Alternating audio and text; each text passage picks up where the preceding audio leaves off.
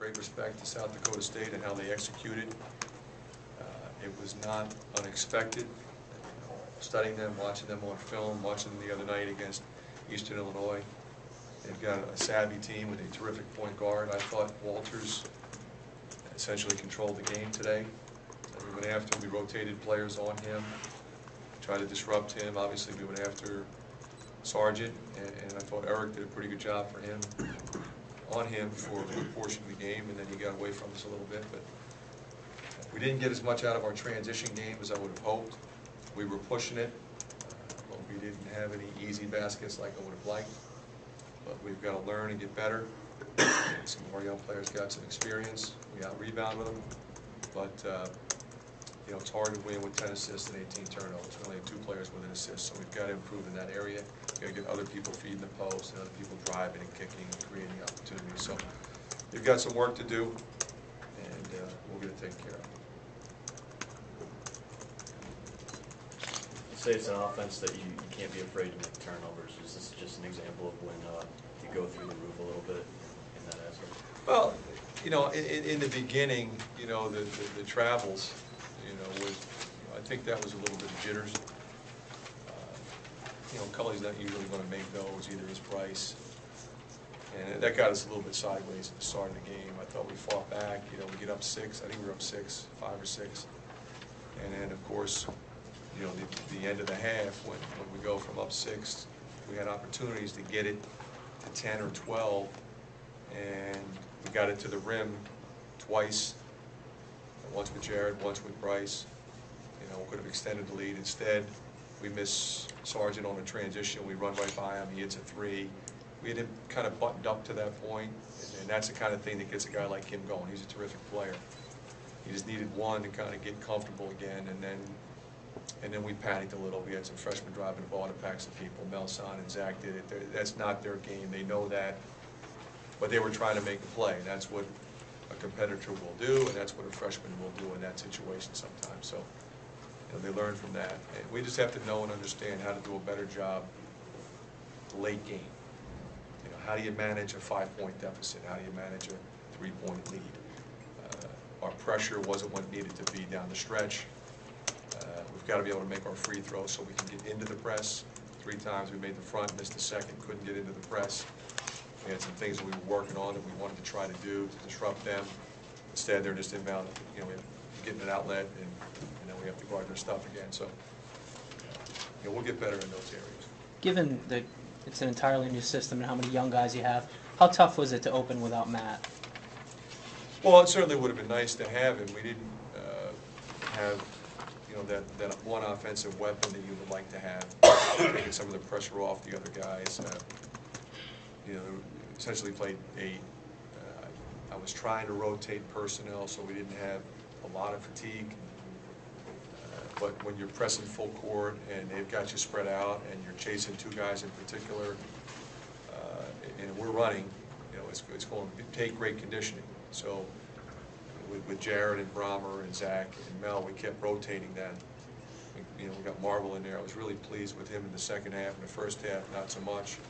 But he showed me a lot coming back the way he did, and that was impressive. So it would have been nice to have it, but others are having an opportunity to see what they can do and learn and grow, and we'll get it back, you know, sometime soon. Were you surprised when Cully threw that behind the back pass? Yeah. What was your reaction? What did you say to him? It wasn't positive. You know, I think in that situation, you want to, 2-on-1, you take the ball to the basket, make somebody play you, kick it off. I mean, I think he felt like he could make that play. I mean, it was a decent pass, you know, but the defender hadn't committed one way or the other. So now he's on Melson. Melson's fumbling a little bit, doesn't make the layup. So we've got to be able to convert in a 2-on-1 in that situation. We've got a great defensive situation, 2-on-1, score the ball. I can't remember if we were down 4 or down 2, but I thought we were down 2 would have tied the game. Coach, do you feel like the problems that you saw today are the same problems that you've been seeing in practice, or are these new ones? No, I think they're a function of a lot of things. Everything is new. You know, it's not just style of play. It's everything. Terminology. You know, there's that if I made a play call, if I changed the defense, it would be that half a second, where do I go? Okay, what lineup's on the floor? We had some foul trouble in the second half, so now you have, we're at a small lineup on the floor, and then we have a big lineup on the floor. So it's just going to take a little bit of time for those guys. As soon as I make the call, go and do exactly what we want, rather than have a 2 or 3 second delay and maybe something that may have been good for us doesn't happen. I mean, it wasn't anything bad, but we didn't create, I don't think, enough. We didn't create enough turnovers in the second half with our pressure. The pressure was good, but we didn't do enough to disrupt their rhythm, and they're clearly a rhythm team. Do you think that there needs to be an improvement in chemistry on the floor where people didn't really know where people were? That's going to take time. Eventually we'll get the chemistry.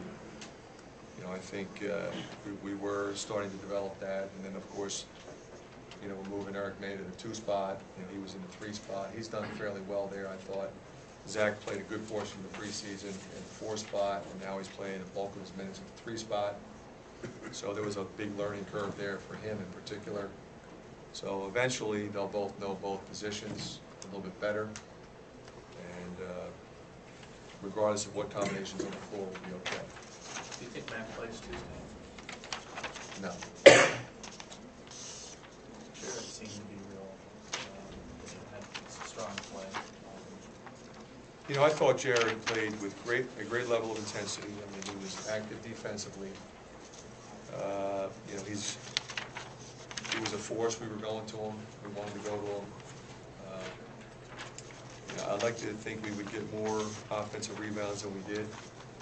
From our front court, we rebounded well. Our big guys rebounded well defensively. We need some second shot opportunities. When we're struggling offensively like we are, I wanted to see Mel and Jared in particular and Fowler get on the offensive glass. And I think that's an area when you start talking about a minute ago fatigue. If you're a little bit fatigued, you don't go to the offensive glass. That's one of the first things that happens. You just start running back. And so we've got to get in a little better shape. They just got to get used to, when Matt comes back, we're going to play 9. I might throw Archie in there. I just thought that would have been a tough game for him today. Can you comment on Aaron White at this point, signing his letter? No. I saw it. We have a copy of it. Was Zach starting today because Matt's injury, or who was starting today in place of Matt, basically? Or is it just a combination? Yeah, I'm not sure. I'm not sure where we're going to go when he comes back. I would say that Zach would probably be my first sub, but maybe not. I mean, he's terrific, and he can play the 4. He's a pick and pop 4. He can drive it. He can play the 3. And I thought, for his first game to go for 11 and 7, pretty good. I mean, that kid, he's tough. He's smart, and he's just going to keep getting better. Do you think your point guards just struggle to get in the flow, especially in transition? We were blowing the ball down the floor, and we didn't get anywhere near as many opportunities as we did in the last game. Now, this, of course, is a better team, but by the same token, I think we need more penetration from 2 players who can penetrate.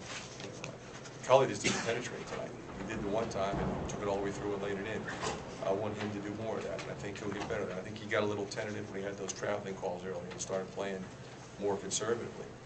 Rice has to play at a more intense pace. He plays hard, and then he coasts, and then he goes kind of back and forth. And he's talented and can really impact the game more, I think. And I've talked to him about that. So I think what you'll see is you'll see both of those guys play better as we move forward. One more question if you got it. Are you glad that you're going to have such a quick turnaround, or would you rather have more practice? I would rather have more practice. We need as much time together as we possibly can, just to get comfortable with what we're doing, how we're doing it, why we're doing it, and who's doing it, and what combination. So we'll still take advantage of the time. We'll meet tonight. We'll watch film tonight. We'll have an opportunity to introduce our next opponent and get ready to play them.